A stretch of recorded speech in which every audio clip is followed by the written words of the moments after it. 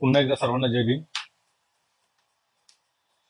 आज Facebook live येण्याचं महत्वाचं कारण असं आहे की वंचित बहुजन आघाडीला वेगवेगळ्या पातळ्यांवरती ट्रोल करण्याचं आणि पक्षाबद्दल संभ्रम निर्माण करण्याचं घाऊक पद्धतीचं काम सध्या सुरू झालेलं आहे.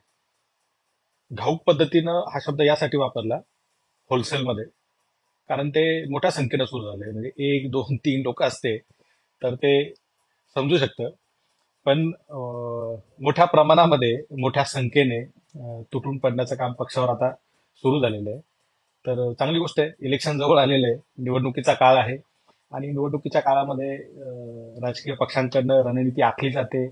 आपलं आपलं सैन्य मैदानात उतरवलं जातं. विरोधी पक्षांवर ते चाल करून जाण्यासाठी त्याला सांगितलं जातं.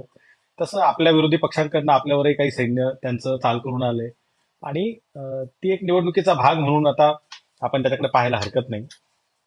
तर मुद्दा असा आहे की आरक्षणाच्या संदर्भामध्ये वंचित बहुजन आघाडी हा सातत्याने भूमिका घेतोय. अशा भूमिका घेतोय की ज्या भूमिका इतर कुठल्याही पक्षाला घेता येत नाहीयेत, आणि वंचित बहुजन आघाडीने घेतलेल्या भूमिकेमुळे सरसकट सगळ्या पक्षांची राजकीय कोंडी होते. आता ही कोंडी फोडणार कशी? मग ती कोंडी फोडण्यासाठी वंचित बहुजन आघाडीला बदनाम केलं पाहिजे, मूळ मुद्द्यापासून भरकटवलं पाहिजे, त्यांचं लक्ष दुसरीकडे विचलित केलं पाहिजे, वेगवेगळ्या ट्रॅपमध्ये त्यांना अडकवलं पाहिजे, त्या चर्चांमध्ये त्यांना अडकवून टाकलं पाहिजे. त्यांचा सगळा कार्यकर्त्याचा फोकस जो आहे तो आरक्षण या विषयावरून भलतीकडेच कुठेतरी नेला पाहिजे. हे केलं तर मग सरसकट सगळ्या सगळ्या म्हणजे कुठल्या सत्तेत बसलेल्या, विरोधी बाकावर बसलेल्या या सगळ्या पक्षांची अडचण जी आहे ती दूर होते.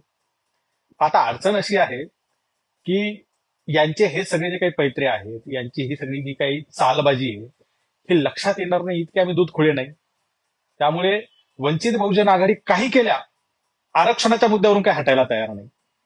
आणि त्याच्यामुळे जी काही आदळआपट, आगपाखड, वेगवेगळ्या पद्धतीचे पैत्रे, वेगवेगळ्या पद्धतीचे आरोप, वेगवेगळ्या पद्धतीचे नेरेटिव्ह, हे जे काही सगळं सुरू आहे ना, ते अतिशय गमतीशीर आहे, मजेशीर आहे. आपण आता बऱ्यापैकी ह्या सगळ्या गोष्टी पाहून, सातत्याने फेस करून सरावाच्या झालेल्या आहेत. आपल्याला आपल्याला काही त्यात नवं राहिलेलं नाहीये, आहे की नाही? या लोकांनी काहीतरी नवं केलं पाहिजे, पण ते काय सुधारत नाही. आता काय करावं त्यांना? ते दरवेळेला त्याच त्याच त्याच त्याच पद्धतीनं आपल्याला A team, B team, C team, Z team पर्यंत जातील की काय, असं मला वाटायला लागलंय. तर असो. तर मुद्दा असा आहे की सर्वोच्च न्यायालयाने, सुप्रीम कोर्टाने एक निकाल दिला. तो निकाल दिला होता एससी आणि एसटी या दोन प्रवर्गातील आरक्षणामध्ये वर्गीकरण आणि क्रिमी लेअर लावण्याचा. आता मुद्दा असा आहे की झगडा होता हा त्या एससीच्या काय म्हणतात, एससी प्रवर्गातील आरक्षणामध्ये वर्गीकरण करण्याचा. त्यासाठीचा तो खटला चालू होता. याच्यात एसटीचा काही संबंध नसताना त्यालाही ओढण्यात आलं. कुणीच मागणी केलेली नसताना यात क्रिमिलियर सुद्धा घालण्यात आलं. आणि हे क्रिमिलियर घातल्यामुळे जो या प्रवर्गात येणारा अनुसूचित जाती आणि अनुसूचित जमाती यातला जो लाभार्थी आहे, तो लाभार्थी या आरक्षणाच्या कक्षेच्या बाहेर फेकला गेला. तर कसा फेकला जातो? क्रिमिलेअर हे एक आर्थिक निकष आहे, आपण समजून घेतलं पाहिजे. आरक्षण का देण्यात आलं?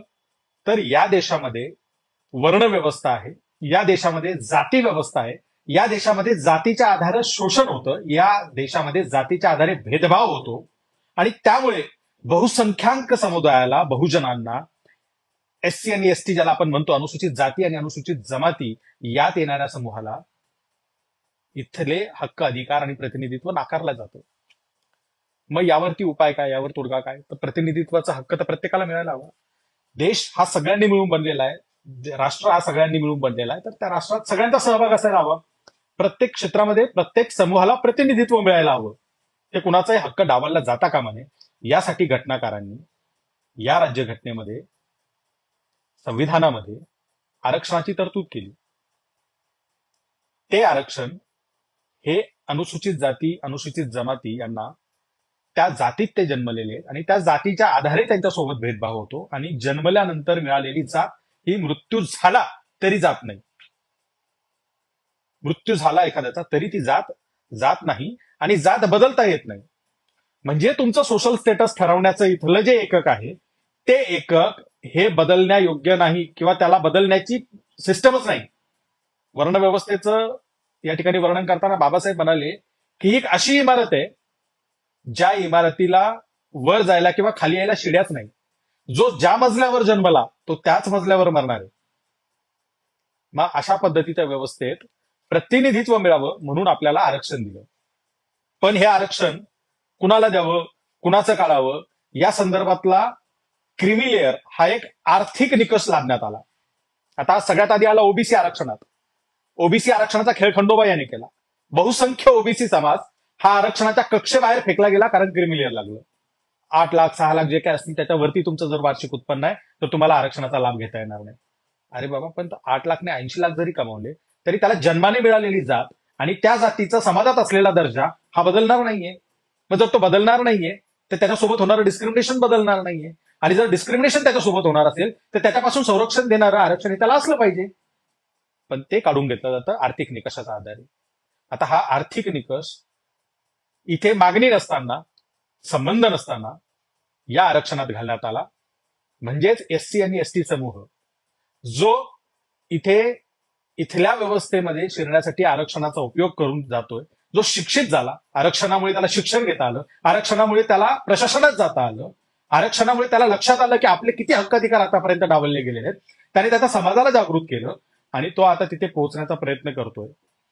त्याला तिथून काढून टाकण्याचं काम या क्रिमिलेअरच्या तत्वाने आता होणार आहे. मग याचा विरोध वंचित बहुजन आघाडीने केला की क्रिमिलेअर आरक्षणामध्ये आम्हाला मान्य नाही, कारण ते मुळात घटनेच्या मूलभूत तत्वांना धरून नाही. क्रिमिलेअरचा संबंध काय येतो इथे? पण त्याच्या उलट पक्षी असं झालं की काँग्रेसने सर्वोच्च न्यायालयाच्या या निर्णयाचं स्वागत केलं. आणि काँग्रेसने स्वागत केलं तेवढ्यावर ते थांबले नाही, तर त्यांच्या 2 राज्यांनी शासनाचा तिथला जो काही एकूण भाग आहे तो राबवत असताना ह्या जजमेंटची अंमलबजावणी करणारे हे आम्ही सगळ्यात पहिले असू अशी घोषणा करून त्या ठिकाणी त्यांनी ते राबवायला घेतलं. तेलंगणामध्ये या संदर्भातली न्यायालयाच्या निर्देशाप्रमाणे तेलंगणा सरकारने इथे क्रिमिलेअर कसं राबवता येईल या संदर्भात त्यांनी एक कमिटी सुद्धा तयार केलेली आहे. लवकरच इथं क्रिमिलेअर लागू होईल. म्हणजे तिथला एससी एसटी समाज ज्याची आर्थिक क्षमता म्हणजे आधी एखाद किंवा 2 पिढ्यांनी जर का आरक्षणाचा लाभ घेऊन थोडीशी आर्थिक सुबत्ता मिळवली असेल तर त्याच्या पुढच्या पिढ्यांना आता आरक्षणाचा लाभ घेता येणार नाही. ते आरक्षणाच्या कक्षेच्या बाहेर फेकले जाणार आहेत. जेव्हा काँग्रेसने ही भूमिका घेतली त्यावेळेला सगळ्यात आधी म्हणजे लक्षात घ्या, इलेक्शन झाल्यानंतर आम्ही काय सकाळ संध्याकाळ उठून काँग्रेसवर चढत नाही, त्यांच्यावरती टीका करत नाही, त्यांना काय आम्ही नावं ठेवत नाही. तर त्यांनी या पद्धतीची भूमिका घेतल्यावर आम्ही काँग्रेसला विरोध केला. आम्ही काँग्रेसला काही प्रश्न विचारले. त्यानंतर परदेशी भारतीयांसमोर राहुल गांधी यांचा कार्यक्रम झाला, मुलाखती झाल्या, त्यांचा तो दौरा होता. त्या दौऱ्यामध्ये त्यांचे प्रेक्षक किंवा त्यांना ऐकायला आलेली मंडळी कोण होती? तर ही ती परदेशी भारतीय मंडळी आहे ज्यांच्या फंडिंगवर भारतातलं राजकारण टर्न होत असतं, बदलत असतं, महत्वाचा भाग असतो त्यांचं फंडिंग. ही सगळी मंडळी तिकडे जातात ना, तर त्यांनी काही विमानं पकडून भारतात यावं आणि आम्हाला वोट टाकावं, जसं आपण करतो. ग्रामपंचायत असेल, जिल्हा परिषद असेल, पंचायत समिती असेल, आमदारकी, खासदारकी. आपल्या मतदारसंघातले कोण कोण कुठे गेलेत, पुण्या मुंबईत गेलेत, पाठवा रे गाड्या, करा फोन, बोलवा त्यांना. हे तसं नाहीये. म्हणजे तुम्ही विमानं करून तिकडनं इकडे या, लाखोचा खर्च करून आणि 1 वोट द्या, अशी काही यांची या नेत्यांची अपेक्षा नसते. नरेंद्र मोदी अनेकदा परदेशी भारतीयांसमोर जातात, सातत्याने तिकडे जाऊन शो करतात. आता राहुल गांधीही जातात. त्याचं कारण काय असतं? त्याचं कारण असतं की आम्हाला तुम्ही फंडिंग द्या, आमच्या पक्षाला तुम्ही फंडिंग द्या, आम्हाला मदत करा, आर्थिक मदत करा, ज्याच्यावरती त्यांचं राजकारण व्यवस्थित पद्धतीने चालेल, उभा राहील. आता तुम्हाला मी मागचे जर कोणी माझे लाईव्ह ऐकले असेल तर मी बऱ्याचदा हे बोललेलो की पैसा एकटा येत नसतो. जेव्हा पैसा येतो त्या पैशासोबत त्या देणाऱ्याचा अजेंडा पण येत असतो. मग तुम्ही जर का त्यांच्या अजेंड्याला फुलफिल करणारे असाल तर ते तुम्हाला पैसे देतील. म्हणजे आता उदाहरण सांगतो, बाळासाहेबांच्या जेव्हा सभा होतात त्यावेळेला अनेक मायमाऊल्या पुढे येऊन त्यांचे कष्टाचे घामाचे पैसे असतात ते पैसे पक्षाला डोनेट करतात. 2019 तुम्हाला चित्र आठवत असेल तर विदर्भामध्ये गळ्यातलं मंगळसूत्र काही माऊल्यांनी काढून दिलं होतं. का काढून दिलं होतं? कारण त्यांना हा विश्वास होता की हा पक्ष माझ्या अजेंड्यासाठी काम करतोय, माझ्या भल्यासाठी काम करतोय, माझ्या भवितव्यासाठी काम करतोय, माझ्या पुढच्या पिढ्यांसाठी काम करतोय. आजही शोषित पीडित कष्टकरी वर्गातल्या लोकांचे 10 रुपये, 50 रुपये, 20 रुपये, 40 रुपये हे जे डोनेशन पक्षाला येत असतं ते या विश्वासातून येत असतं. कारण आम्ही त्यांच्यासाठी काम करतो, त्यामुळे सातत्याने हा वर्ग आम्हाला डोनेशन देतो. आता तो अदानी अंबानी सारखा किंवा परदेशी भारतीयांसारखा लाखोत नाहीये, पण एक समजून घेण्यासाठी म्हणतो मला सांगितलं. तसा हा परदेशी भारतीय जो असलेला वर्ग आहे हा आरक्षणाच्या विरोधातला वर्ग आहे. आता तो मी सांगायला गरज नाही तुम्हाला, हा अप्पर कास्ट वर्ग आहे, हा सवर्ण वर्ग आहे प्रामुख्याने, आणि तो सातत्याने आरक्षणाच्या विरोधात राहिलेला आहे. त्यामुळे त्यांच्या समोर बोलताना राहुल गांधींना जेव्हा प्रश्न आला की आरक्षण कधी संपणार, आरक्षण संपवण्याची भाषा या देशात कोण करतं, तर जे आरक्षण विरोधक आहेत, म्हणजे आरएसएसच्या मानसिकतेचे लोक, ब्राह्मण्यवादी वैदिक परंपरेला मानणारे त्या विचारधारेचे जे लोक आहेत, जे चातुर्वर्ण्याचे ग्रासलेले, हे लोक आरक्षण संपवण्याची सतत मागणी करतात किंवा त्या संदर्भातली चर्चा करत असतात. हा प्रश्न आल्यानंतर त्याला उत्तर देताना राहुल गांधींनी असं सांगितलं की भारतात जेव्हा फेअर टाइम येईल तेव्हा आम्ही ते आरक्षण संपवू. सध्या भारतात फेअर टाइम नाहीये, योग्य वेळ नाहीये. आता त्या फेअर या शब्दाचा अनेक अर्थांनी अनेक जण विश्लेषण करतात, अनेक छटा, अनेक शब्द, अनेक अर्थ त्याचे सांगतायत. योग्य वेळ, समता प्रस्थापित होईल, बंधुभाव राहील, कुणासोबत भेदभाव होणार नाही वगैरे अशा पद्धतीचा. दोन गोष्टी सांगतो. तथागत गौतम बुद्ध 2500 वर्षापूर्वी या देशात होऊन गेले आणि त्यांनी समतेचा, मानवतेचा, बंधुतेचा मूलमंत्र दिला. महावीर या देशात होऊन गेले, चार्वाक या देशात होऊन गेले, त्यानंतर कितीतरी संत होऊन गेले. या सगळ्यांनी हीच प्रयत्न केले की त्या त्या काळच्या समाजात ही मानवी मूल्य प्रस्थापित व्हावी आणि समाज समतेने, बंधुतेने, न्यायाने, चांगल्या पद्धतीने नांदावा. पण तरी सुद्धा इथली जी वैदिक आणि मनुवादी व्यवस्था आहे ती सतत डोकं वर काढत राहिलेली आहे. त्यामुळे इथे सातत्याने इथल्या वंचित शोषितांना संरक्षण देण्याची आवश्यकता राहिलेली, कारण त्यांच्यासोबत जातीवर आधारित भेदभाव होत राहिलेला आहे. तो आतापर्यंत संपला नाही. बरं, भारतात संपला नाही इथपर्यंत ठीक होतं. ज्या परदेशात जाऊन नरेंद्र मोदी रोड शो करतात किंवा आता जाऊन राहुल गांधी हे फेअर टाइम आल्यावर आम्ही आरक्षण संपवू असं स्टेटमेंट करतात, त्या देशामध्ये तिथे गेलेल्या भारतीयांनी, तिथलं नागरिकत्व घेतलेल्या भारतीयांनी तिथे राहून इथला जातीवाद सुद्धा तिथे नेला. आणि त्यामुळे त्या देशातल्या अनेक राज्यांनी आता जातीय किंवा जातीय अत्याचार किंवा जातीय डिस्क्रिमिनेशनच्या विरोधातले कायदे बनवलेत. तिथे ते ऍक्ट पारित झालेले आहेत. फक्त रंगावर आधारित भेदभाव नाही तर जातीवर आधारित सुद्धा भेदभाव होतो, त्यामुळे तो सुद्धा या ठिकाणी कायद्याने दंडास पात्र राहील अशा पद्धतीचे कायदे त्या ठिकाणी झालेले. आणि तिथे जाऊन राहुल गांधी हे म्हणतात की भारतात जेव्हा फेअर टाइम येईल तेव्हा आम्ही तो संपवू. ठीक आहे, मान्य. कट टू भारतात या. भारतात यांचा पक्ष काय करतोय, तर यांचा पक्ष उड्या मारत आनंदाने सुप्रीम कोर्टाच्या निकालाचं स्वागत करतो आणि तो निकाल राबवणार आम्ही पहिलं राज्य असू असं सांगतो आणि कमिटी बनवतो क्रिमिलियर लावून त्या आरक्षणात असलेल्या लोकांना आरक्षणातून बाद करण्यासाठी. बिटवीन द लाईन्स नावाचा एक शब्द आहे बघा इंग्रजीत, अतिशय सुंदर आहे. साहित्यिक लोक याचा बऱ्यापैकी वापर करतात, त्यामुळे साहित्यिकांना बिटवीन द लाईन्स हा शब्द काही नवा नाही किंवा समजत नाही अशातला बिलकुल भाग नाही. त्यांना हा शब्दही समजतो आणि त्याचा अर्थही कळतो आणि अनेकांच्या बोलण्यातला मतितार्थ काय तोही चांगला पकडता येतो. आंबेडकरी विचारवंत, आंबेडकरी लेखक यात तर तरबेज आहे विशेष करून. त्याचं कारण असं आहे की व्यवस्थेची चिरफाड करणं, व्यवस्थेचं विश्लेषण करणं, त्याच्या मुळापर्यंत जाणं, सत्यान्वेषण करणं हे कामच आहे. त्यामुळे तरबेज असतात. झालं काय, राहुल गांधीच्या त्या वाक्याचा आणि भारतात त्यांच्या पक्षाच्या कृतीचा जेव्हा सहसंबंध आपण जोडून पाहतो तेव्हा बिटवीन द लाईन आपल्याला लक्षात येते की जे आरक्षण विरोधी मानसिकतेचे डोनर आहेत परदेशस्थ किंवा भारतातलेही जे आरक्षण विरोधी मानसिकतेचे लोक आहेत त्यांना एक प्रकारे हा दिलासा आहे, त्यांना हा एक प्रकारे मेसेज आहे कि हम आरक्षण खत्म करेंगे. आणि आरक्षणवाद्यांसाठी ही थाप आहे की जब सही समय आएगा तब करेंगे. या बिटवीन द लाईन्स आपण समजून घेतल्या पाहिजे. आता या बिटवीन द लाईन्सला आधार काय आहे, बरोबर की नाही? कारण काँग्रेसची छबी ही पुरोगामी, संविधानवादी, आरक्षणवादी, आता आता त्यांना आंबेडकरवादी पण म्हणतात, तर अशी आहे. मग अशा काँग्रेसला आपण हे आरक्षण संपवणार हा याच्या बोलण्याचा मतितार्थ आहे, हे कशाच्या आधारे समजायचं, कशाच्या आधारे मानायचं? तर जेव्हा आपण ट्रॅक रेकॉर्ड पाहतो, यांचा इतिहास पाहतो, त्यावेळेला लक्षात येतं पंडित नेहरू आरक्षणाच्या विरोधात, इंदिरा नेहरू आरक्षणाच्या विरोधात, राजीव गांधी आरक्षणाच्या विरोधात, काँग्रेसमधले अनेक नेते उघड आरक्षणाच्या विरोधात. याच काँग्रेसने ओबीसी आरक्षणाला विरोध केला, मंडल आयोगाला विरोध केला. मग आता मंडल आयोग आला कसा भारतात? तर मंडल आयोग हा बिगर काँग्रेस आणि बिगर भाजप पक्षाने राबवलेला आहे, त्यांनी आणलेला आहे. जेव्हा नॉन बीजेपी नॉन काँग्रेस सरकार सत्तेत आलं, त्यांनी मंडल आयोग राबवला. मग त्यावेळेला काय झालं?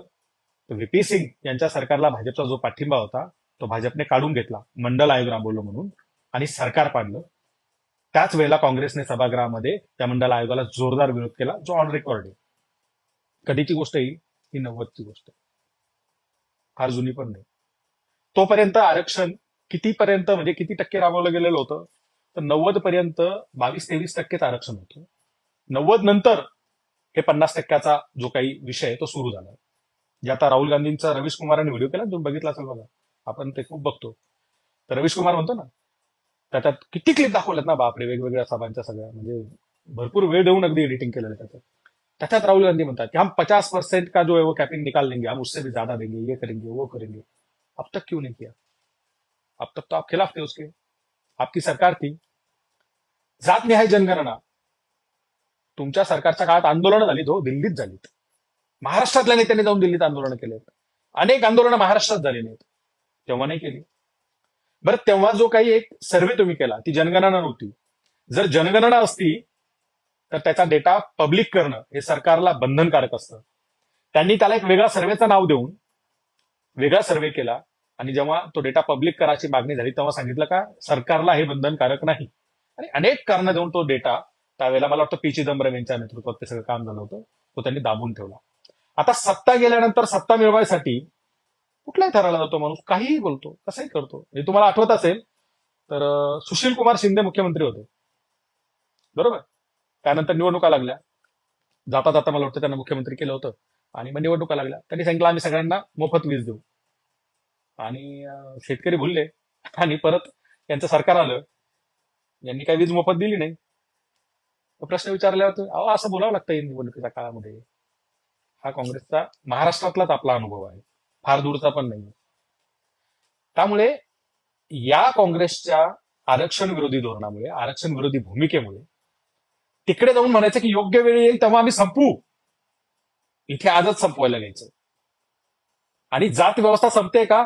ती संपण्याचं कुठलंही निशाण नाही.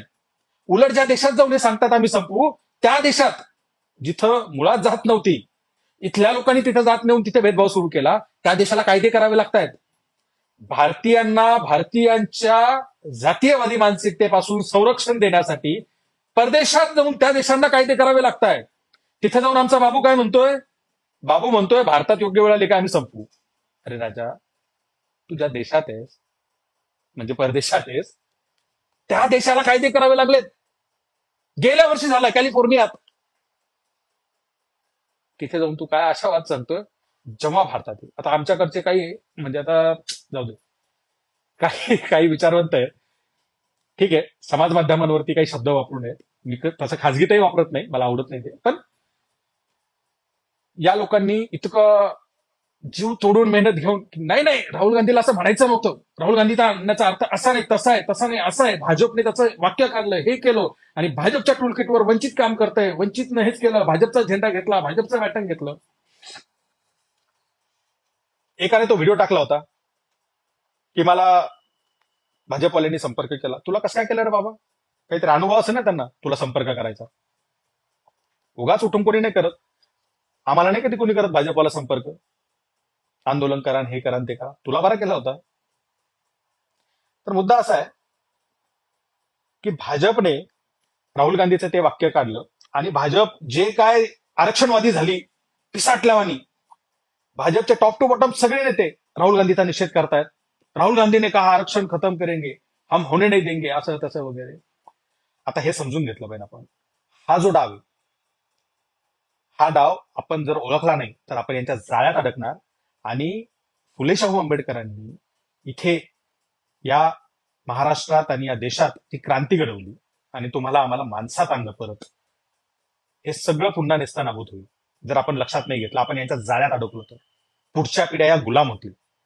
त्या होऊ नयेत म्हणून हे सगळं सांगणं आहे, म्हणून हे सगळे प्रयत्न आहेत. एकाने सांगायचं की फेअर टाइम आएगा तब हम खत्म करेंगे, दुसऱ्याने फेअर टाइम कट करायचा आणि म्हणायचं की ये बोल रहा है खत्म करेंगे, हम होने नहीं देंगे. जणू काय हे खूप आरक्षणवादी. याच नालायकांनी आरक्षणाला आणि राज्यघटनेच्या समानतेच्या समतेच्या तत्वाला विरोध केलेला आहे त्यांच्या ऑर्गनायझर मधून. यांनीच इथे ही सगळी वैदिक व्यवस्था आणली आणि ती टिकून ठेवण्याचं काम हे करतायत. आता हे आरक्षणवादी होऊन रस्त्यावर उतरून बोंबा मारतायत. बरं, मग आता आमची गोची अशी, गप्प बसावं तर आरक्षण संपतंय, बोलावं तर हे म्हणतील भाजपची बी टीम. आता अशा वेळेला मला सांगा, कोणी तुम्हाला काहीतरी नाव ठेवेल, काहीतरी म्हणेल, याची ए team, B team, C team म्हणेल, म्हणून तुम्ही तुमचे हक्क अधिकार, तुमच्या भविष्यातील पिढ्यांचं स्वातंत्र्य, तुमचा इथल्या व्यवस्थेतला वाटा असाच उघड्या डोळ्यांनी पाहायचा जाताना? त्यांना जो काही खेळ करायचा तो करू द्यायचा का? अरे आपल्याला बी टीम म्हणतील नाही तर ह्या अशा B team, C team, Z team, Y Z team याच्या नेरेटिव्ह मध्ये अडकणारी किंवा त्याला प्रचाराला घाबरून घरी बसणारी वंचित बहुजन आघाडी नाही, आंबेडकरी राजकारण नाही, आंबेडकरी समाजही नाही. या असल्या कुठल्याही गोष्टीला, या बदनामीच्या मोहिमांना आम्ही कधी भीक घातली नाही आणि घालणारही नाही. आम्ही उघडपणे त्याचा विरोध केला, आजही करतो. मग आता मुद्दा असा आहे की बाबा राहुल गांधी बोलला होता, परदेशात बोलला होता, तुम्ही त्याचा विरोध केला, निषेध केला, ठीक आहे. ते विचारवंतांच्या घरावर कशाला गेले? तो बिचारा आमचा पुण्याचा मित्र आसिम सरोदे एवढा जीव तोडून शिवसेनेची बाजू सुप्रीम कोर्टात, हायकोर्टात कुठं कुठं मांडत असतो. शिवसेनेला एक चांगला चेहरा त्या निमित्ताने भेटलाय. त्याला काँग्रेसवाल्यांनी स्टार प्रचारक पण केलं होतं, पण ते सभासद नसल्यामुळे काढावं लागलं ते नंतर नाव. अजून कोण होतं? विश्वंभर चौधरी, त्यांचे वागळे काका, ही सगळी मंडळी एवढं चांगलं काम करताय. त्या बिचारा वकिलाच्या घरावर कशाला गेले तुम्ही आंदोलन करायला? बरं, त्याच्या गेले ते गेले, तो तरुण आहे, ठीक आहे. रावसाहेब कसबे, ज्येष्ठ विचारवंत, त्यांच्या घरावर, तिथून पुढे तुम्ही नागपुरात जातात, काय त्यांचं नाव, आपले नागपुरातले ते ज्येष्ठ कवी, त्यांच्या घरावर. हे काय तुम्ही आक्रित करताय? तर त्याचं उत्तर असं आहे, 2024च्या लोकसभा निवडणुकीच्या वेळेला तुम्हाला सगळ्यांना आठवत असेल, पण परत मी सांगतो, ऐका. 2024च्या लोकसभा निवडणुकीच्या वेळेला काही विचारवंतांनी, पत्रकारांनी, सामाजिक कार्यकर्त्यांनी, लेखकांनी, कवींनी एक पत्र काढलं होतं. त्या पत्रात त्यांनी असं म्हटलं होतं की वंचित बहुजन आघाडी ही वोट कटुआ पॉलिटिक्स करते, त्यामुळे महाविकास आघाडीला निवडून आणा आणि वंचितला, बीएसपीला मतदान देऊ नका, अशा पद्धतीचं आवाहन त्या लोकांनी केलं होतं. संविधान खतरे, संविधान वाचवायचं वगैरे. मग संविधान कोण वाचवणार? तर महाविकास आघाडी, इंडिया आघाडी, आणि मग त्यांनाच मतदान द्या, असं सगळं त्यांचं ते आव्हान होतं. केलं ना काही जणांनी त्यांचं ऐकून तसं. आता ज्या वेळेला तुम्ही अमुक एक पक्ष किंवा अमुक एक आघाडी ही संविधानवादी आहे, तुमचे हक्क अधिकार संविधानाने दिलेले वाचवणार आहे, त्यासाठी त्यांना मतदान द्या, निवडून द्या असं सांगते. लोकांनी तसं केलं. ते झाल्यानंतर तीच आघाडी किंवा तेच पक्ष जर 2-4 महिन्यात उलट वागायला लागले असतील, त्यांनी दिलेल्या आश्वासनाच्या विरुद्ध वागत असतील, आणि आमचं जे वाचवायसाठी म्हणून आम्ही तुम्हाला मतदान केलंय तेच तुम्ही संपवायला निघाला असाल, तर मग आता या वेळेला तुमची ही नैतिक भूमिका असली पाहिजे, तुमची नैतिक जबाबदारी आहे, तुमचं कर्तव्य आहे, या पक्षांच्या नेत्यांचे कान धरावेत आणि त्यांना सांगावं की आम्ही या लोकांना सांगितलं होतं की तुम्ही संविधान वाचवायसाठी आहात, तुम्ही त्यांच्या संविधानाने दिलेले हक्काधिकार सुरक्षित देण्यासाठी आहात, ठेवण्यासाठी आहात, तुम्हाला मतदान करा. लोकांनी जर का तुम्हाला मतदान केलं असेल तर तुम्ही या पद्धतीचा युटर्न नाही घेऊ शकत. संविधान वाचवण्याची भाषा करून संविधानाने दिलेले हक्काधिकार संपवण्याचा युटर्न तुम्ही नाही घेऊ शकत. आम्ही तुमच्या विरोधात रस्त्यावर उतरू, आम्ही तुमच्या विरोधात प्रचार करू. हे एकाने तरी बोललं का?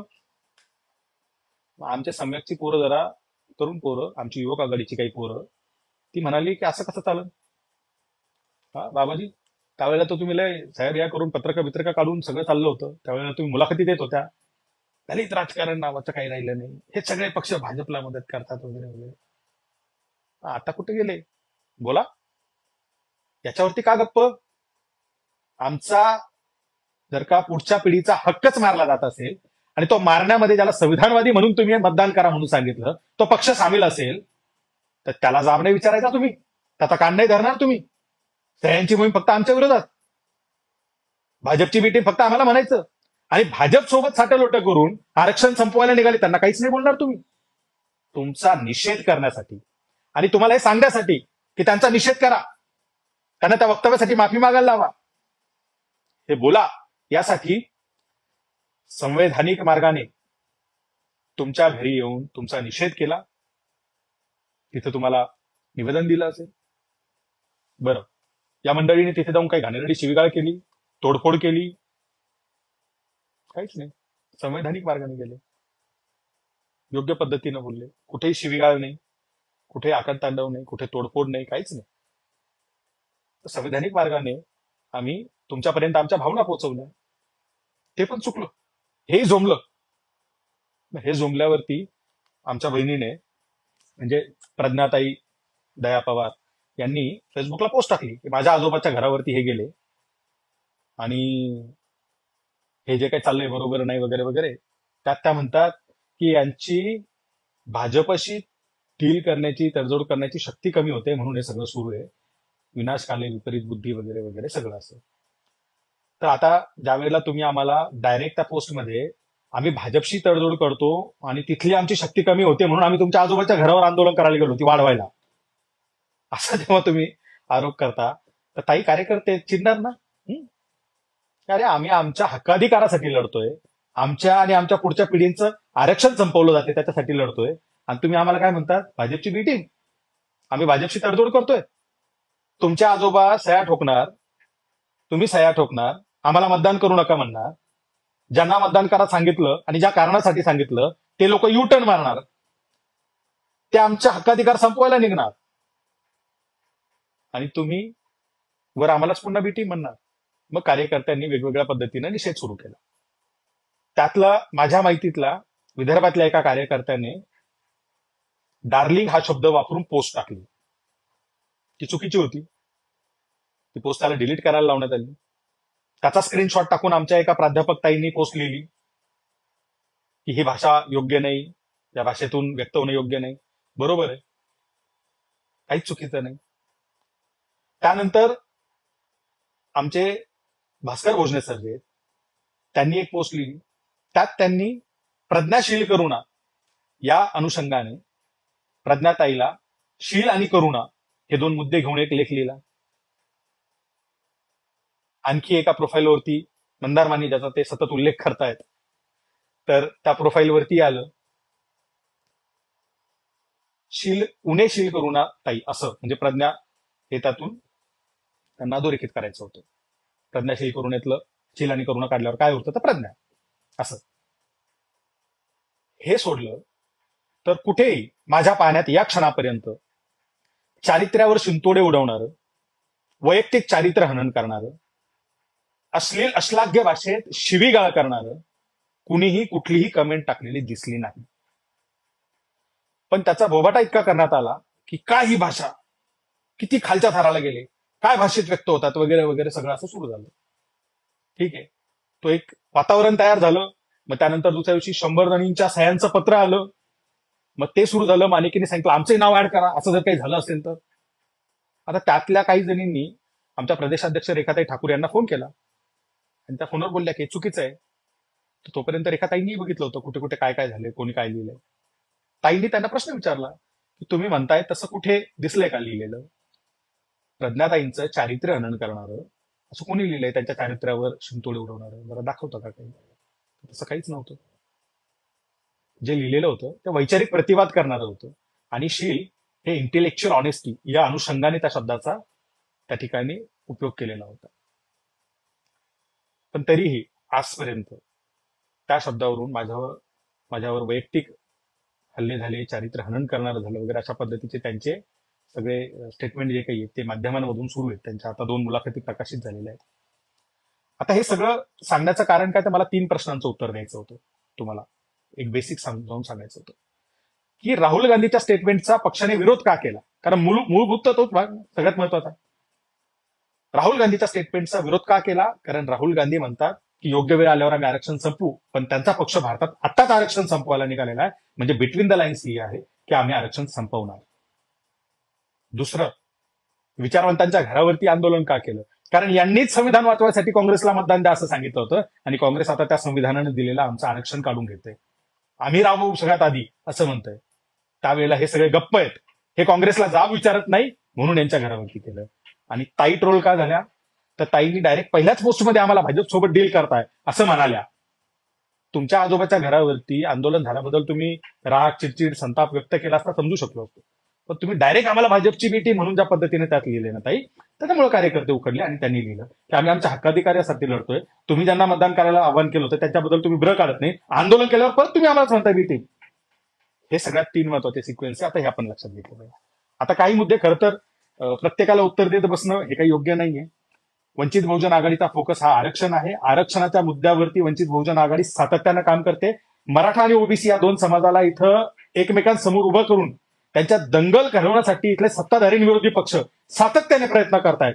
बाळासाहेब आंबेडकरांनी इथे आरक्षण बचाव यात्रा काढली आणि ओबीसी मराठा समाजातला जो काही या ठिकाणी उद्रेक होता तो शांत केला, सामंजस्याची भूमिका मांडली. बाळासाहेबांनी इथल्या ओबीसीना आश्वस्त केलं की ओबीसी आरक्षणातून मराठा आरक्षणाला आमचा विरोध आहे. मराठा समाजाला आरक्षण मिळालंच पाहिजे, पण ते स्वतंत्र मिळालं पाहिजे, ते ओबीसीतून मिळता कामा नये. हा क्लिअर स्टँड घेणारा या क्षणापर्यंत पहिला आणि एकमेव पक्ष हा वंचित बहुजन आघाडी आहे. प्रज्ञाताई किंवा त्यांचे आजोबा ज्या पक्षांची धुरा वाहत आहेत, ज्या पक्षांना मतदान करा म्हणून असं आवाहन करतायत, त्यातल्या एका तरी पक्षाने इतकी उघड आणि ठाम भूमिका घेतली आहे का त्यांनी दाखवावं. यातल्या एका तरी पक्षाने क्रिमी लेअरला आम्ही विरोध करून ते राबवणार नाही असं म्हटलंय का ते त्यांनी दाखवावं. आमच्या क्रिमी लेअरचा हे लावून आमचे हक्काधिकार ते काढून घेण्यासाठी पुढे आलेले त्यांना जर आम्ही विरोध करू तर आम्हाला ताई बी टीम ठरवणार असतील. केवळ भाजपने राहुल गांधीचा व्हिडिओ कट करून व्हायरल केला आणि ते बोंबा ठोकतायत म्हणून मग आम्ही आता काहीच बोलायचं नाही, अशी जर का ताईची धारणा असेल तर ताई माफ करा. भाजपवाले श्वास घेतात, आम्ही श्वास घेतला तर आम्हालाही बी टीम म्हणतील असं म्हणलं तर मरू आम्ही. आम्हाला श्वास घ्यावा लागेल ना. भाजपवाले काय करतात याच्याशी आम्हाला घेणं देणं नाही. आमच्या हक्काधिकारासाठी काय करायचं ते ठरवायला आम्ही सक्षम आहोत आणि ते करून घ्यायलाही आम्ही सक्षम आहोत. तुम्ही कितीही भाजपची बीटी म्हणून आमच्या नावानं बोंबा ठोका आणि शिमगा करा, आम्हाला फरक नाही पडत. तुम्ही बी म्हणा, रिव्हर्स गिअर टाकून ए म्हणा, एकदम टॉप गिअर टाकून झेड म्हणा, काही फरक पडत नाही. त्या राईड तुम्ही घेत राहा. त्या ए team, B team, C team त्या झुल्यावर तुम्ही झुलत राहा, मला काहीच अडचण नाही. पण तुम्ही ज्या पक्षाच्या धुरा वाहताय त्या पक्षांना प्रश्न विचारणं आम्ही बंद करणार नाही. त्या पक्षांच्या चुकीच्या धोरणांना उघडं पाडणं आम्ही बंद करणार नाही. कारण हा इथला प्रतिनिधित्वाचा झगडा आहे. हे ए टीम बी टीम काही नवं नाही हो. आता जर आठवणच करून द्यायची असेल, इतिहासच तुम्हाला सांगायचा असेल सगळ्यांना, तर ज्या वेळेला राऊंड टेबल कॉन्फरन्सला बाबासाहेब इथल्या अस्पृश्यांचे प्रतिनिधी म्हणून जायला निघाले त्यावेळेला गांधींनी विरोध केला की अस्पृश्य हे हिंदूंचाच भाग आहे आणि मीच त्यांचा प्रतिनिधी आहे, दुसरा कोणी नाही. पण जर बाबासाहेब हे त्या राऊंड टेबल कॉन्फरन्सला गेले नसते तर पुढचे सगळे जे काही हक्काधिकार आपले मिळवण्याचे प्रयत्न आहेत ते यशस्वी होऊ शकले नसते. ती राऊंड टेबल कॉन्फरन्स अतिशय महत्वाची ठरली. तिथे तर यांचा दावा होता, आम्हीच, जसं आता म्हणतात ना, आम्हीच संविधानवादी, आम्हीच आंबेडकरवादी, आम्हीच वारसा पुढे नेतोय. हे हे तेव्हा पण होतं ज्या वेळेला बाबासाहेबांना रोखणं अशक्य झालं. त्यावेळेला काय, हे ब्रिटिशांचे हस्तक. ठीक आहे, हा पैत्रा, हे टूलकिट जे आहे ना ताई, हे फार जुनं आहे. सनातन टूलकिट वापरताय तुम्ही, नवं काढा काहीतरी, बहुत पुराना है ये हमें पता है, कुछ नया लाइए. त्यामुळे हे जे काही तुम्ही घेऊन आलात ना बी टीमचं वगैरे, काही म्हणतात की आम्हाला जनाधार नाही, तर लाखो मतं जे काय ते कोण आहेत काय कळत नाही मला. तो जनाधार नाही आमचा. बरं, ताईंनी ठाण्यात राहणारे पत्रकार रवींद्र पोखरकर यांच्या युट्यूब चॅनलला एक मुलाखत दिली, त्यानंतर बीबीसीला एक मुलाखत दिली. प्राची कुलकर्णी यांनी ती मुलाखत घेतली. प्राची कुलकर्णी म्हणजे मी तुम्हाला सांगतो, काल परवा त्या पत्रकार परिषदेत आल्या होत्या. त्यांनी बाळासाहेबांना जे प्रश्न विचारले या संदर्भात आणि मग एक तो व्हिडिओ त्यांच्या याच्यावर आला, त्यांनीच ताईंची पण मुलाखत घेतलेली आहे. तर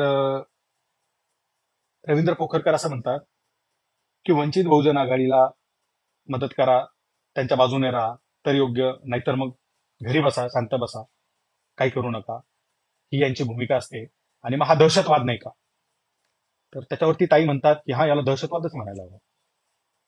तर आता वंचित बहुजन आघाडीवाल्यांना तुम्ही दहशतवादी आहात, तुम्हाला दहशतवादी ठरवण्यात आलेलं आहे, दहशतवादी करार देण्यात आलेला आहे. हे तुमचं राजकीय चारित्र्य हनन नाही, त्याच्यावर काही बोलू नका, गप्प बसा. कारण ते संविधानवादी थोर लोकांनी तुम्हाला दिलेली विशेषण आहे. ताई असं म्हणतायत की लाडकी बहीणचे पैसे जे काही दिले जात आहेत, सिलेंडरचे भाव कमी केले जातात वगैरे, हे इथल्या महिला मतदारांचं, काय शब्द आहे त्यांचा तो, म्हणजे चिल्लरीकरण, याला हा मामुलीकरण, हे मामुलीकरण आहे. याच्यावर काहीच बोलत नाही, म्हणजे बाळासाहेब काही बोलत नाही. मला तर असं झालं ना की टीव्ही लावला शरद पवार, चॅनल बदललं की ठाकरे, दुसरं लावलं की नाना पटोले, थोरात, याच्यावरतीच बोलतायत. दुसरा विषयच नाही काय महाराष्ट्रात. कुठलाही चॅनल खोला तुम्ही, हे काय स्त्रियांचं मामुलीकरण लावलं याच्यावरती, असा जो काही त्यांनी सपाटा लावलाय बोलायचा. ताई एकाचं तरी स्टेटमेंट आहे का कुठे या अनुषंगाने? उलट ह्या पक्षांच्या कार्यकर्त्यांनी आणि नेत्यांनी ही योजना एवढ्या ताकदीनं राबवली, जणू काही यांनीच आणलेली आहे त्याचा फायदा घेण्यासाठी. हे इतक्या ताकदीनं की त्या सत्ताधाऱ्यांना असं वाटलं चला आणलंय आम्ही आणि त्याचा फायदा घेत आहेत हे.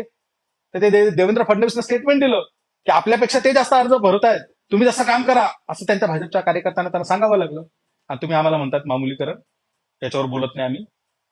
तुमच्या आजोबा ज्या शहरात राहतात ना ताई, नाशिकमध्ये, त्या नाशिकमध्ये बाळासाहेबांनी स्टेटमेंट दिलं होतं या संदर्भातलं, सगळ्या माध्यमांनी दाखवलेलं आहे.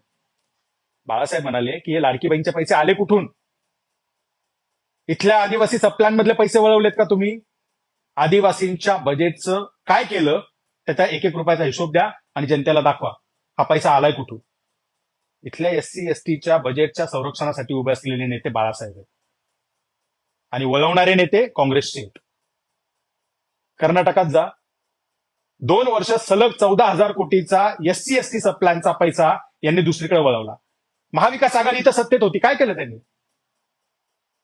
ज्या 64,000 कोटीचा घोटाळ्याचा गाजावाजा करून भाजपने मतं मिळवली आणि नंतर त्या घोटाळा करणाऱ्या अजित पवारला सोबत घेतलं. अहो, ते घोटाळ्याचे 64,000 कोटी जे त्यातल्या निम्म्यापेक्षा अधिक पैसे हे एससी एसटी सबप्लॅन मधून तिकडे वळवलेले आहेत. त्याच्याबद्दल बोललात कधी? आपले आजोबा, इतर सगळे मान्यवर, सह्या करणारे 80 बोललेत? त्यांनी धरलाय कान काँग्रेसचा? परदेशी जाणाऱ्या विद्यार्थ्यांची स्कॉलरशिप बंद केली कर्नाटकात, बोललात काही त्याच्यावर? नाही ना. म्हणून आंदोलन होतं. आता ताईचं आणखी एक म्हणणं असं होतं की उमर खालिद, जो युएपीए ऍक्ट अंतर्गत त्याला अटक केलेलं आहे, त्याच्याबद्दल काही बोलत नाही. मुस्लिम आहे म्हणून त्याच्याबद्दल काही बोलायचं नाही वगैरे. आता 2 गोष्टी आहेत. उमर खालिद बद्दल बाळासाहेबांनी भूमिका मांडलेली आहे आणि मुस्लिमांबद्दल महाराष्ट्रात वंचित बहुजन आघाडी आणि बाळासाहेब यांनी जेवढी भूमिका घेतली, या समाजाची जेवढी बाजू घेतली, त्यांच्यावर होत असलेले हल्ले रोखण्यासाठी जेवढे प्रयत्न केले आणि राजकीय किंमत मोजण्याची ताकद आणि हिंमत दाखवली, तो एकमेव पक्ष वंचित आहे, काँग्रेस नाही. काँग्रेसचे नेते जेव्हा मुख गिळून गप्पा बसलेले होते ना, मॉब लिंचिंग सुरू असताना, दंगली सुरू असताना, याचं त्याचं स्टेटस ठेवलं म्हणून हल्ले सुरू असताना, त्यावेळेला भूमिका घेणारे बाळासाहेब आहेत. निवडणुकीत जय पराजय होईल त्याच्याशी देणं घेणं नाही. महाराष्ट्र पेटता कामा नये, हे मुस्लिमांवरती आणि अल्पसंख्याकांवर होणारे हल्ले थांबले पाहिजे. त्यासाठी या सरकारला जाब विचारणारे बाळासाहेब आहेत. बाळासाहेबांच्या नावाने तिथे त्या सभागृहामध्ये चर्चा घडून आली त्यांनी घेतलेल्या स्टँडमुळे. आणि तुम्ही म्हणता मुस्लिमांबद्दल बोलायचं नाही, उमर खालिद बद्दल बोलायचं नाही. अहो ताई, उमर खालिदच नाही, अनेक लोक जे युएपीए ऍक्ट खाली, कोणी आणला होता ताई हा ऍक्ट? सरकार कोणाचं होतं बघा, शोधा. या युएपीए ऍक्ट खाली जे अनेक विचारवंत कार्यकर्ते वर्षानुवर्ष जेलमध्ये सडवले जात आहेत ना, तो कायदा हा असंवैधानिक आहे, अनकॉन्स्टिट्युशनल आहे आणि तो संपवला पाहिजे.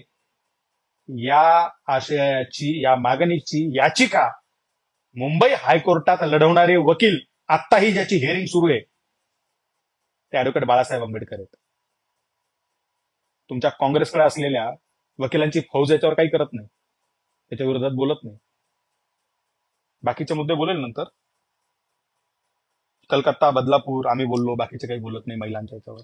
ताई तुम्ही जरा ना म्हणजे तुम्ही बोलताना बोला रेखाताई माझ्या फ्रेंड लिस्ट मध्ये, पण काय करा जरा थोडंसं बाळासाहेबांचं पेज, पक्षाचं पेज हे पण फॉलो करा. म्हणजे काय होईल, पक्ष काय करतो याच्या अपडेट्स पण तुम्हाला थोडंसं मिळत जातील. तुम्ही एका मला वाटतं मुलाखतीत असं म्हणाल की हे निवडणुकीच्या 3 महिने आधी येतात. मला असं वाटतं की तुम्ही निवडणुकीच्या 3 महिने आधीच आम्हाला पाहायला सुरुवात करता. काही थोडंसं नेहमीच लक्ष ठेवा ना आमच्यावर. हं? पाहत जा आमचं काय चाललंय काय नाही, काय करतोय आम्ही, हं? कुठल्या टीम मध्ये बसवायचं आम्हाला, हे जरा जरा महिन्यातून एखाद 2 वेळा तरी पाच जा. म्हणजे त्या महिन्यातलं काहीतरी तुमच्या कानावर येत जाईल, दिसत जाईल. फेसबुकला काहीतरी टाकलंय आम्ही काय करतोय.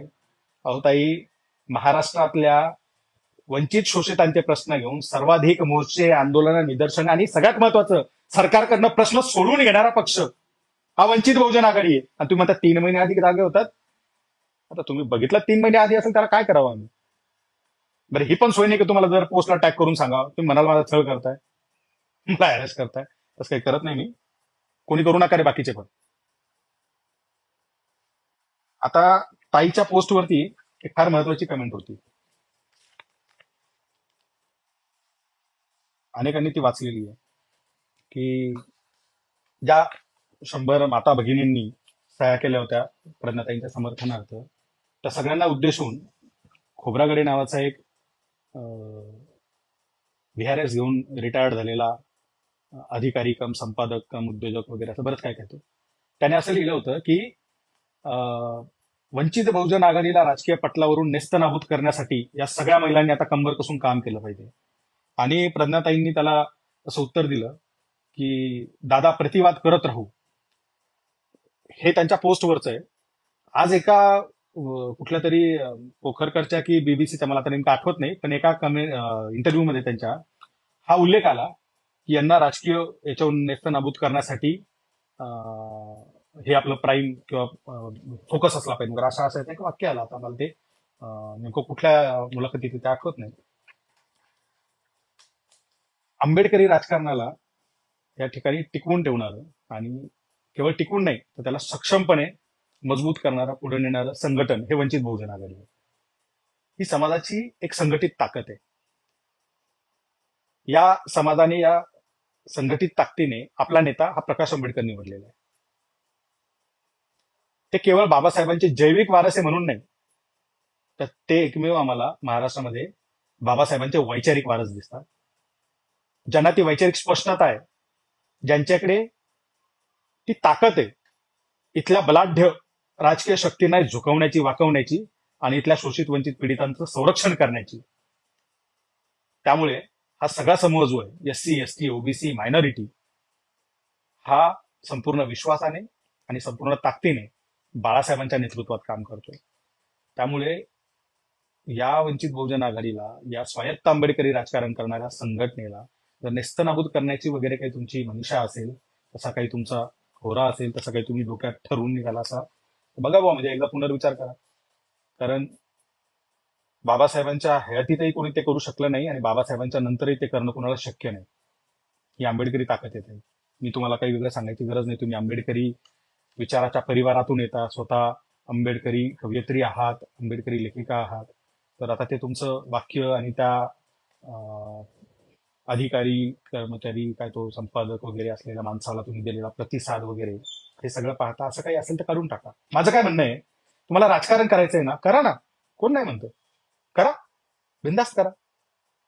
तुम्ही म्हणता ना की चव्हाण सेंटरला आत्ता आत्ता अलीकडे त्यांनी तुम्हाला घेतलं. नाधो महानवरांची जागा ते त्यांचं निधन झाल्यामुळे त्या रिक्त जागेवर तुम्हाला घेतलं. नाधो महाराजांची आणखी एक जागा रिक्त झाली जाईल, ते आमदार पण होते है ना, त्यांच्या आमदारकीच्या जागेवर जा, काही हरकत नाही आमची. अनेकांना दिलंय नाही, ते काँग्रेसने दिलंय, शिवसेनेनं दिलंय, राष्ट्रवादीने दिलंय, अनेकांनी दिलंय ना, घेतलं अनेकांनी. सातत्याने तटस्थ पत्रकारिता केल्याबद्दल कुमार केतकरांना काँग्रेसने खासदारकी दिली आहे. महाराष्ट्र टाइम्स मधून अतिशय निरपेक्ष तटस्थ पत्रकारितेबद्दल भरत कुमार राऊतांना शिवसेनेने खासदारकी दिली होती. तुम्ही घ्या एखादी आमदारकी, काही प्रॉब्लेम नाही आम्हाला. आमदार बना, खासदार बना, मंत्री बना, मुख्यमंत्री बना, हो महाराष्ट्राच्या पहिला मुख्यमंत्री बना, काही प्रॉब्लेम नाही. काय ते करताना जरा झेंडा आहे ना खांद्यावर असा व्यवस्थित पकडा. ज्या पक्षाचं काम करताय त्याचाच पकडा. काहीतरी वेगळी तटस्थ भूमिका सामाजिक कार्यकर्ती, लेखिका अशा पद्धतीने जे लोक पुढे येतात आणि पक्षाचं काम करतात आणि नंतर मग त्यांचे राजकीय अजेंडे उघड होतात ना, हे आम्हाला सवयीचं झालेलं आहे, अनेकांचे पाहिलेले आहेत. तर तशी काय तुमची असेल, आहे असं माझं म्हणणं नाही, या क्षणापर्यंत तरी असं म्हणणं नाही, असा कुठलाही माझा आरोप नाही. मी सजेशन देतोय तुम्हाला, एक भाऊ म्हणून भावाचा सल्ला देतोय. जर तसं काही तुमच्या मनात असेल तर करा की बिंदास, आडपडता कशाला, हे आडवळण्यानं कशाला जायचं, जा की सर. आम्ही म्हणतो ना, उद्या जर वंचित बहुजन आघाडीने ठरवलं भाजप सोबत युती करायची, कोण रोखणार आहे आम्हाला? तुम्ही, तुमचे ते पक्ष, तुमचे नेते, कोणी नाही रोखू शकत ताई. पण आम्ही विचारधारेशी प्रामाणिक राहून त्यांच्या विरोधात ठामपणे लढतोय. इथे संघ भाजपाला जर का अंगावर घेणारा कोणी असेल ना, तर एकमेव नेता बाळासाहेब आहे. अहो, टुनकून उडी मारून भाजपमध्ये जाणारे, नंतर उडी मारून शिवसेनेत जाणारे, मग परत राष्ट्रवादीत येणारे, व्हाया काँग्रेसमध्ये जाणारे, असे कितीतरी नेते तुम्ही नेते म्हणून मिरवता. त्या पक्षांना तुम्ही मत करता, मतदान करण्याचं आवाहन करता. आणि जो सातत्याने पक्ष विरोधात भूमिका घेऊन उभा आहे त्याला म्हणता तुम्ही बी टीम. बाबासाहेबांच्या काळातही हे झालेले, आताही होते, आम्हाला काही नवं नाही. तुमच्या सगळ्यांचा प्रयत्न आहे आम्हाला तिकडे लोटण्याचा, आम्ही काही जाणार नाही, कारण आम्ही ठरवू ती आमची दिशा राहील. तुम्ही लोटून द्याल ती दिशा नाही, तुम्ही बदनाम करून भीती घालून द्याल ती दिशा नाही. हे आंबेडकरी राजकारण आहे, हे स्वायत्त आणि स्वाभिमानी राजकारण आहे. हे कुणाच्या भीतीलाही घाबरत नाही आणि कुणाच्या आमिषालाही बळी पडत नाही. त्यामुळे अनेक लोकांनी इथे भूमिका घेऊन काम केलेलं आहे. तर सगळ्यांना काय तुम्ही बी टीम ठरवणार का? म्हणजे आयदर काँग्रेसमध्ये जा किंवा भाजपमध्ये जा, तिसरा पर्याय नाही चालत का? संसदीय लोकशाही आहे ना ताई, द्विपक्षीय लोकशाही नाही आहे ही, अध्यक्षीय लोकशाही नाहीये. म्हणजे एक तर काय ते डेमोक्रेटिक नाही, आणखी कोणता दुसरा पक्ष, असं नाही ना इकडे. तसं करण्याचे प्रयत्न हे भाजपचे सुरू आहेत, संघाचे सुरू आहेत, त्यावर पुस्तकं आलेली ताई लिहून. आणि काँग्रेस सुद्धा त्या मानसिकतेतून काम करतोय. काँग्रेस सपोर्टिव्ह आहे. आम्ही सतत म्हणतो भाजप आणि काँग्रेस वेगळे वेगळे नाही, हा नागनाथ तर तो सापनाथ आहे. मोदी हिंदुत्ववादी आहे, अहो राहुल गांधी पण जनेऊ ना, ते काढून दाखवतात ना सॉफ्टवालं, जनेऊ जानवं जानवं दाखवतात ना ते काढून. त्यामुळे हे जे काही राजकारण या ठिकाणी सुरू आहे ते उघडपणे मांडण्याचं काम आम्ही सातत्याने करणार आहोत, करत राहणार आहोत. आणि आमचा फोकस हा इथल्या शोषित वंचितांचा हक्क अधिकार, त्यांचं प्रतिनिधित्व, राज्यघटनेने दिलेले आमचे हक्क शाबूत राहणं हा आहे. संविधानाने दिलेलं आरक्षण आहे, तो हटवण्यासाठी कुणीही आता कितीही आदळापट केली, काहीही केले, कितीही कानावे केले, तर त्याला काय आम्ही बळी पडणार नाही. आम्ही आरक्षणाच्याच मुद्द्यावरती पुन्हाही सगळी आमची जी काही ताकद आहे ती एकवटणार, आमची चर्चा तिथे नेणार. रेखाताई ठाकूरांनी इतकं सुंदर, इतकं चांगलं, इतकं आशय घन, इतकं वडिलकीच्या भावनेतून, काय म्हणता येईल त्याला, मैत्रीच्या भावनेतून पत्र लिहिलं. तर त्यातले नेमके बरोबर एक दोन पॅरे घेऊन तुम्ही त्याचं हे केलं, विश्लेषण केलं. ताई म्हणतात की वंचितचा कार्यकर्ता काही ब्राह्मणी पितृसत्ता याच्यापासून अलिप्त नाही, म्हणजे त्यांनी मान्य केलं बघा, त्यांनी याच मानसिकतेतून केलं. तर ताई, काँग्रेस राष्ट्रवादीचे नेते स्त्रियांबाबतीतला काय भाव बाळगून आहेत, काय त्यांचं वर्तन आहे, काय त्यांचा इतिहास आहे, आता हे आम्ही सांगायचं का साहित्यिकांना? साहित्य हा जर समाजाचा आरसा असतो आणि तुम्ही साहित्यिक आहात, तर इथलं राजकारण ज्या पक्षाच्या तुम्ही आता समर्थक आहात, समर्थकच म्हणूयात सध्या तात्पुरता आपण, त्या पक्षाला, तिथल्या पुरुषांना, तिथल्या नेत्यांना स्त्रियांबद्दलचे काय दृष्टिकोन आहेत आणि त्यांचं काय वर्तन आहे हे सांगायचं का आम्ही? आवश्यकता आहे का त्याची? यांची काय भाषा असते? म्हणजे रवींद्र पोखरकर हे इतके मस्त पत्रकार आहेत ना, म्हणजे माझा त्यांचा काही वैयक्तिक परिचय नाही. विशेष म्हणजे आठवण करून देतो, दया पवार स्मृती पुरस्काराला मी पण हजर होतो ताई. तुम्ही शमीबाला म्हणालात ना, का मग तेव्हा नाही का तुला हे वाटलं, तू तर आमचं अँकरिंग केलं वगैरे, तू मग आमच्या स्टेजवरती सांगितलं वगैरे ते असं. तर तुमच्या कार्यक्रमाला मी पण आलो होतो बरं का, मी पण लाभार्थी त्या कार्यक्रमाचा. कारण प्रशांत माझा मित्र आहे, प्रशांत दया पवार यांनी मला इन्व्हाइट केलं होतं, त्यामुळे मी त्या कार्यक्रमाला आलो. आणि तिथे पहिली आणि शेवटची आतापर्यंतची रवींद्र पोखरकरांची भेट झाली होती अशी. म्हणजे ते अगदी फार काय असं बोलणं झालं नाही, कदाचित ते आणि आम्ही म्हणजे बोललोही नसेल असं, फक्त एक मित्र त्यांच्या शेजारी बसलेला होता, त्यावेळेला भेटलेलं. पण या माणसाचं इतकं कौतुक वाटतं मला, ते व्यवस्थित पद्धतीने ठरवून वंचितचे कार्यकर्ते कसे शिवीगाळ करतात, वंचितच्या कार्यकर्त्यांनी कसा भ्रमनिराश केला, असं त्यांनी एक मागे तर हेच काढला होता व्हिडिओ, की काय ही भाषा, काय नाही वगैरे. तर शिवसेनेच्या कार्यकर्त्यांच्या भाषेवर, राष्ट्रवादीच्या भाषेवर, काँग्रेसच्या भाषेवर हा माणूस चकार शब्द काढत नाही. म्हणजे मला जरा तर शोध घ्यायचा आहे की हे काय भाषाशास्त्र आहे या पक्षांचं, काय संस्कृती आहे. कसेच म्हणजे असे कार्यकर्ते तयार केलेत ना, इतके सुसंस्कृत की जे शिवाय देतात पण त्या यांना दिसतच नाहीत. म्हणजे हे काय नेमकं भाषाशास्त्र काय, हे काय गुपित काय नेमकं, हे मला शिकायचंय. असल्या घाण घाण शिवाय देतात कमेंटमध्ये. म्हणजे ते बाकीचे जाऊ द्या हो, ताई एक दोघं जणांना त्यांच्या कमेंटमध्ये असतात काही जण, एक तो पुण्याचा प्राध्यापक वगैरे, तो तर माहीर आहे स्त्रियांबाबतीत काय काय भाषा केली बोललेली, काय शिव्या दिलेल्या, कशा देतो वगैरे ते सगळं. एकदम भारी हुशार माणूस एकदम. आमच्या एका कार्यकर्त्याला इनबॉक्स मध्ये जाऊन त्याने शिव्या दिल्या, आमच्या कार्यकर्त्याने परत दिल्या शिवाय त्याला, तर त्याने त्याचा स्क्रीनशॉट टाकला, हे बघा म्हणजे शाब्दिक खैरलांची, ती शाब्दिक खैरलांची. आणि खैरलांची करणाऱ्या गावाला, तंटामुक्त गावाचा पुरस्कार देणाऱ्या राष्ट्रवादीला मात्र हे मदत करणार. नितीन आगे ज्या शाळेत शिकत होता, ती रयत शिक्षण संस्थेची शाळा, त्या संस्थेचे अध्यक्ष शरद पवार शिक्षकांसमोर त्याला उचलून नेला आणि अतिशय अमानुष पद्धतीने त्याला मारला. त्या शिक्षकांनी साक्ष फिरवली, त्यांच्यावर कुठलीही संस्थेनं कारवाई केली नाही. त्याच्या अध्यक्ष शरद पवार, गृह खातं राष्ट्रवादीकडे, सगळे आरोपी सुटले, पुन्हा गावात जाऊन ती दहशत त्यांनी माजवली. त्यांना मदत करा, त्यांना मतदान करा. ते संविधानवादी आहेत. त्यांचे नेते पुरुष पितृसत्ताक, ब्राह्मणी पितृसत्ताक याच्यापासून हे झाले, मुक्त झालेले आहेत. म्हणजे एखाद्या ज्येष्ठ व्यक्तीने लिहिताना जर का हे सांगितलं असेल की इथली व्यवस्था अशी आहे, त्या व्यवस्थेपासून आमचे कार्यकर्ते काय अलगते नाहीये, कोणी चुकतही असेल, हे इतक्या क्लिअर मानण्याचं धाडस कुठल्याच पक्षाचं नाही, कुठल्याच नेत्याचं नाही. ते आमची नेता, आमच्या प्रदेशाध्यक्ष रेखाताई ठाकूर दाखवतात. ही स्पष्टता, ही ट्रान्सपरन्सी आमच्या पक्षामध्ये. हे असताना तुम्ही त्याचा वापर करता. बाळासाहेबांच्या स्टेटमेंटला तुम्ही म्हणता, हा त्यांनी मान्य केलं होतं बघा, ते म्हणाले ना भाषा चुकली मग चुकली, या म्हणाल्या ना ते ब्राह्मणी याच्या ते मध्ये आहे, हे असं आहे बघा म्हणून. असं नसतं चालत ताई. आणि तुमच्याकडनं अशी अपेक्षा नाही. आपल्याला खूप मॅच्युअर राजकारण करावं लागेल, आपल्याला खूप पुढे जायचंय अजून. समाज अनेक गोष्टींमध्ये अडकलेला आहे, त्याला त्यातून काढायचं आहे आपल्याला. आणि त्याच्या हक्क अधिकाराचा जो लढा आहे तो अधिक ताकदीने पुढे न्यायचा आहे. जे त्याच्या हक्क अधिकार हिसकावू पाहत आहेत त्यांच्या ताब्यात आणि त्यांच्या दावणीला समाज नाही बांधायचा, त्याला बांधून समाजाचे हक्क अधिकार शाबूत नसता राहत. हा लढा जर का अशा पद्धतीने लढला गेला असता जसं तुम्ही लढताय, तर मग आपल्या महापुरुषांनी हाच मार्ग घेतला असता की त्यांच्या बाजूला जा आणि त्यांच्या बाजूनेच सगळं करा, त्यांच्या ताब्यात देऊन टाका समाज, सगळे आमचे हक्क अधिकार करा बाबा, तुम्हाला काय करायचं. असं नसतं चालत. बलाढ्य शत्रू कोण ओळखा म्हणत असताना, ते ओळखताना आपण चुकतोय का याचं आत्मपरीक्षण करा. उघड शत्रू तुम्ही त्याला ओळखताय बरोबर, आपण जो छुपा शत्रू आहे त्याच्या दावणीला तुम्ही समाज बांधायला निघालात. हे थांबवा आता. म्हणजे रेखाताईंनी जो एक वडिलकीचा सल्ला दिला, मित्रांना शत्रू करू नका, मला वाटतं त्याचा विचार कराल, एवढी अपेक्षा व्यक्त करतो आणि थांबतो. धन्यवाद. जय हिंद.